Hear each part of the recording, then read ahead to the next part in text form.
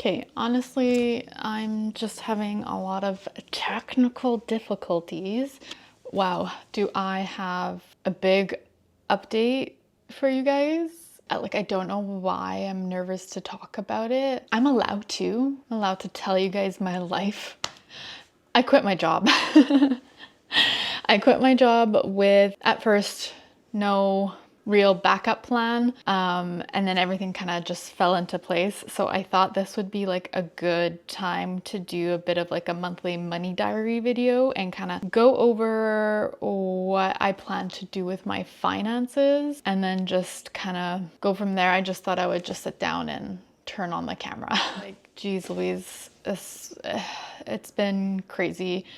I actually filmed myself kind of right before I went in to hand in my notice. And that was a mess for sure. I haven't looked back at that footage at all, so I don't know what it looks like.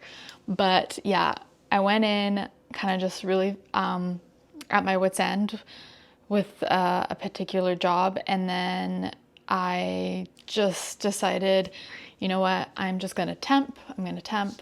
I had done a job interview, but I hadn't heard back from them. And so I was just kind of like, you know, if they get back to me, they get back to me. Great. If they don't, I'm still doing this regardless. I left that day with no job offers and no potential future job, and a scary time in our life in the world. And I had essentially like 2 job offers after, and to the point where like they were calling me, and well, one of the offices called me, and I had to be like, thank you, can you just like give me like a second? Can I call you back? Like I need to think this through a little bit. I've just been bombarded with job offers, like like I was stuttering.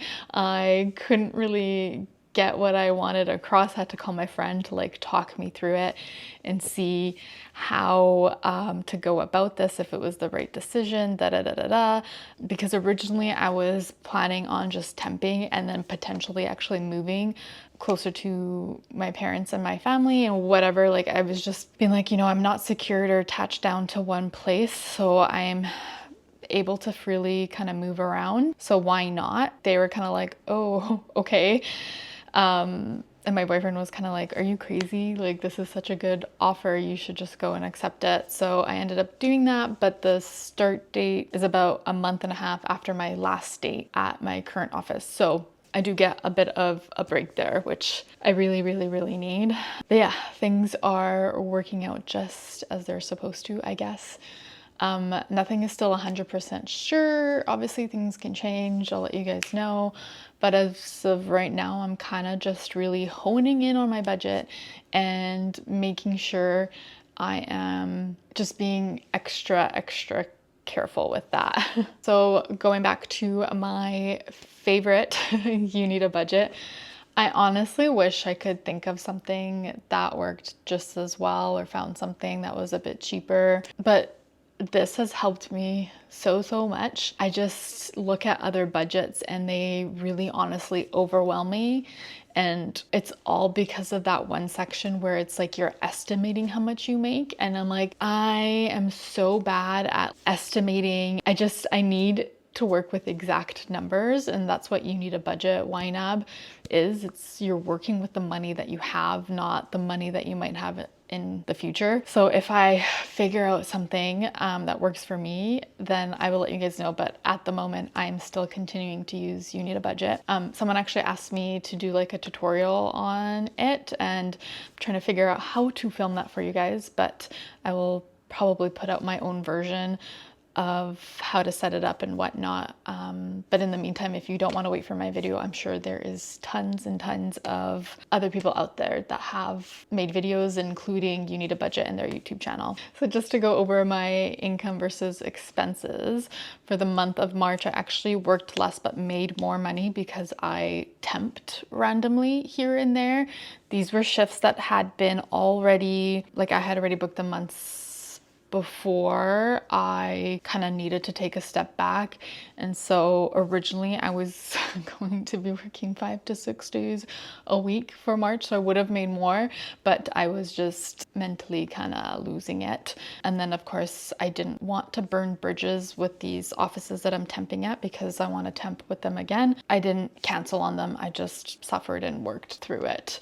And then with interest on my savings account and stuff like that, it all came down to a little less than $6,000. But then with my expenses, I made a net income of $407.65. I obviously very clearly spent less than I made, and I'm happy with that number. I ended up like working less but making more. Was it a lot more?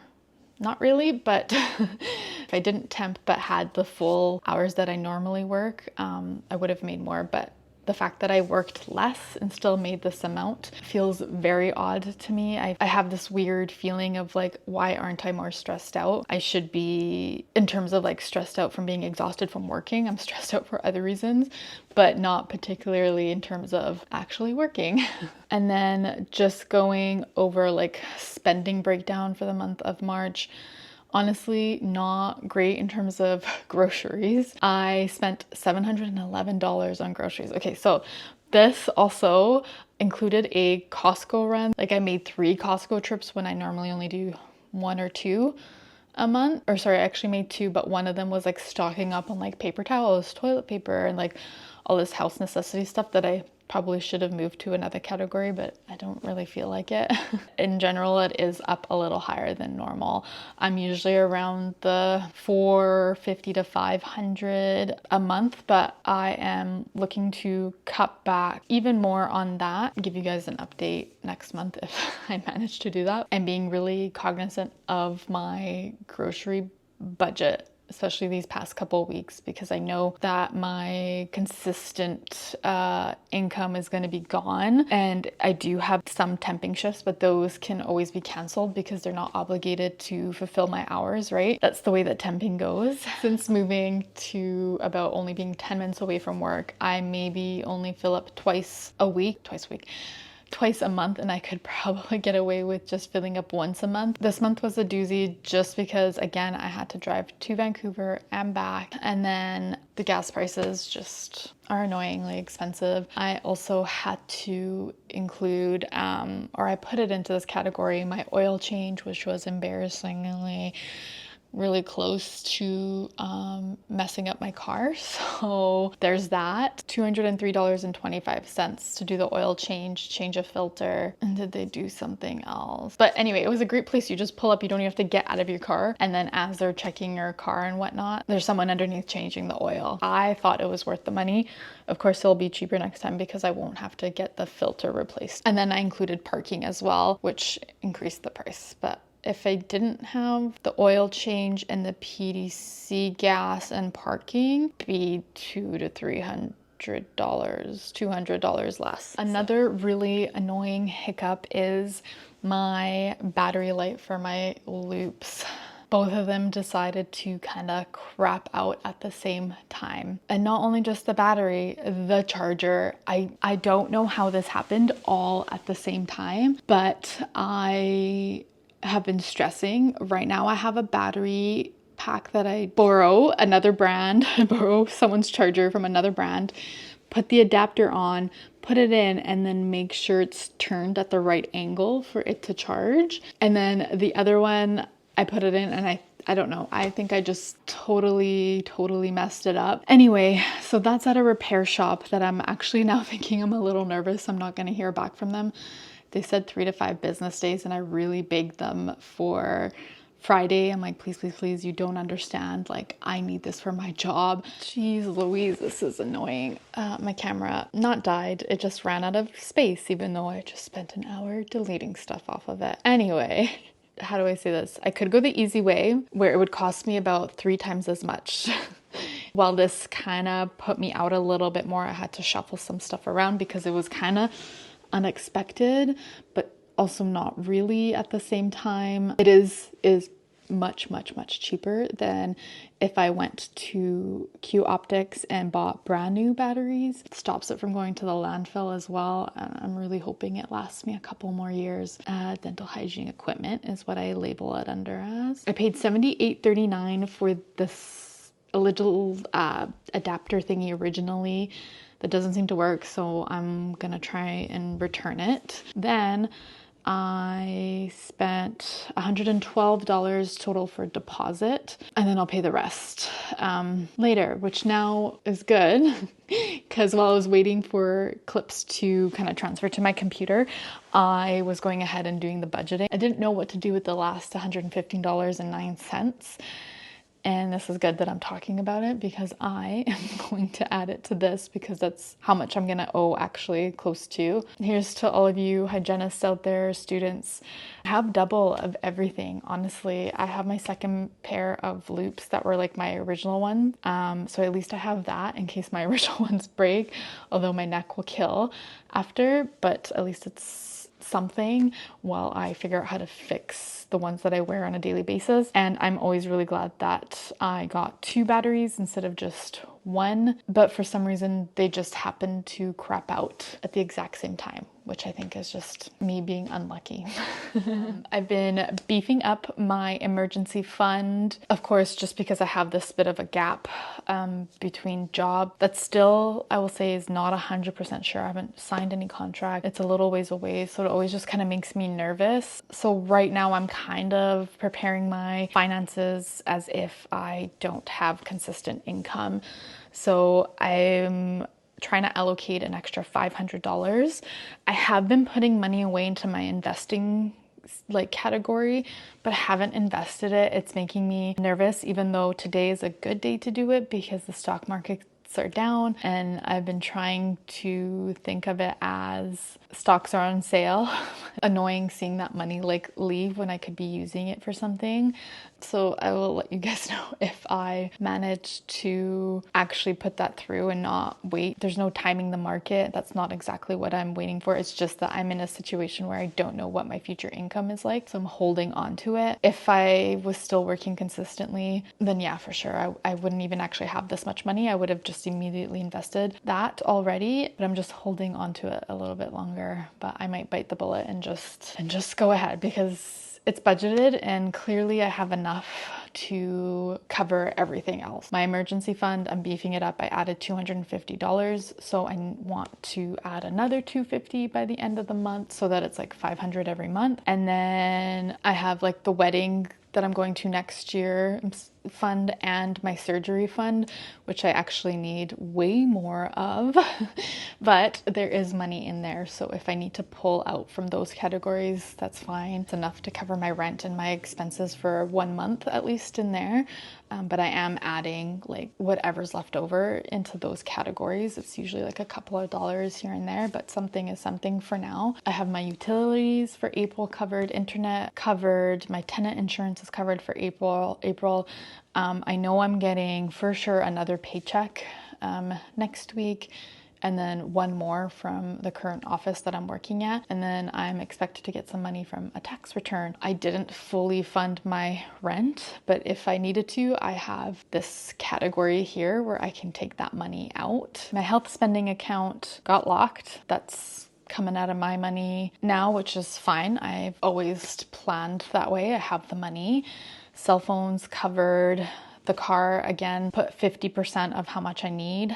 I'm gonna get paid again before that payment has to come out of my bank account, so I'll fill it up from the next paycheck. Car insurance, I usually do that again from the second paycheck of the month. And subscriptions are covered, the groceries are covered, and my transportation is funded for the month of April. And then I'm saving up for my You Need a Budget subscription, which renews in July, I think. I'll be on track for that, even though they charge in US. It'll probably be more expensive, but I have a little bit of extra. And then I'm also saving up for my dental hygiene insurance and license. They come out at different times, so I'll have enough for the insurance part when it comes to renew at the end of the year. And then from that point, anything extra, which I'll have enough for, will cover the license, which comes out at the end of March is when it's due. The Oura Ring has a yearly subscription. I haven't started funding that, but I will in the future, or if I need to, it's something I will cut and not pay for if it comes down to that, but I hope it doesn't. Credit cards, I've mentioned before, I use my credit cards to pay for everything. I am not in debt on them. I have been using them to get cashback and rewards and stuff like that. So I know I am all funded. Student loan, I use my second paycheck of the month to cover that. If I don't have it, I have other categories I can pull from. My therapy, half funded, just $21.10 for miscellaneous. That should be enough to last me for about another week. This is what I like about You Need a Budget, is that I can move stuff and visually see it, and it does it for me, does the parts that overwhelm me. It really is worth every penny. But in terms of my student loan debt, let's see. I paid the minimum amount, so I've paid off $5,400.75. I started off with $479,000. Did I say that, or why am I so stupid? Anyway, it's right here, this number. And I've paid off about $5,000. There's no interest on it at the moment, so that's why I don't aggressively pay it off. And in my head, I'm like, I'm debt free because it's great. There's no interest. That's going to change if they ever add interest back onto the student loans, which I think would anger a lot of people if they did, but whatever. I don't have to pay it. I'm very lucky. It all, like I said, worked out really well for me. Would rather use that extra money that I would have had to pay towards interest to the government. I'd rather use that extra money to pay for myself, put it in my TFSA or my RRSP, yada, yada, yada. So I've learned a lot this month about myself, a lot of growth, a lot of putting myself first and not continuing to let myself be unhappy. We have such a short life on here. Why do I need to be in such an unhappy place? Like personally for myself, like I just, whatever that may be, even if it's such a little thing to you, or a little thing to someone else, like they might be able to handle it, but if you can't, like that's fine too. So like some people can handle certain aspects of my job that I can't. I was trying to be someone I couldn't mentally handle. So I thought best for everyone if I just take a step back, try and figure out something else that would work for me. This new office turned out the same way.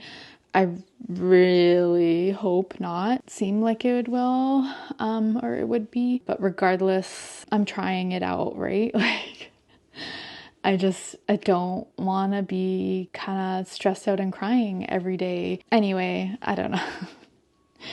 There's a lot more to it, but I think it's just a win for everyone if I leave, even if it's not seen that way by everyone. And I was trying for a really long time to make it work and make myself fit into their mold, but it didn't work out that way. Some people thrive in that, some people can adapt, but I went into hygiene because I like doing the same thing over and over again.